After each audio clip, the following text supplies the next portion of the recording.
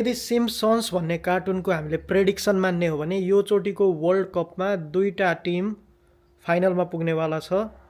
Obviously फाइनलमा दुईटै team पुग्छ, तर त्यो सिम्पसनको प्रेडिक्सन अनुसार चाहिँ मेक्सिको र पोर्चुगल यो दुईटाले चाहिँ फाइनल गेम खेल्ने भएका छन्। तर सिम्पसन कार्टुन भनेको चाहिँ कस्तो हो भने त्यहाँ जे पनि देखाइएको छ प्रायः जसो त्यो भविष्यसित सम्बन्धित हुन्छ। कतिवटा कुराहरू चाहिँ सिम्पसनमा अलरेडी देखाइसकेको, कार्टुनमा देखाइसकेको कुराहरू भविष्यमा गएर मिलिरहेको छ अरे। तर त्यो योचोटि मिल्छ मिल्दैन थाहा छैन। सिम्पसनको थ्योरी मान्ने हो भने चाहिँ त्यो हुन्छ, र यदि सिम्पसनको थ्योरी नमान्ने अनि फ्यानको थ्योरी मान्ने हो भने चाहिँ फ्यान थ्योरी अनुसार चाहिँ वर्ल्ड कपको फाइनलमा पोर्चुगल र अर्जेन्टिना हुनुपर्छ फ्यान थ्योरी मान्ने हो भने चाहिँ। र यदि यो दुईटै कुरामा फेरि दुईटै मध्ये एउटा भयो भने चाहिँ के मान्नुपर्छ भने वर्ल्ड कप योचोटि वर्ल्ड कप होइन WWE हुनेवाला छ।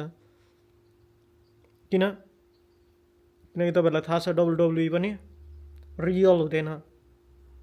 सो यो दुईटा फ्यान थ्योरी या सिम्पसन थ्योरी यो दुईटा मध्ये कुनै पनि म्याच भयो भने त्योसम्म अलिकति त्यहाँ एउटा के हुन्छ ट्रस्ट इस्यु आउन सक्छ।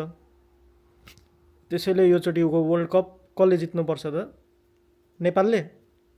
कतिको चान्स छ नेपालले योचोटिको वर्ल्ड कप जित्ने?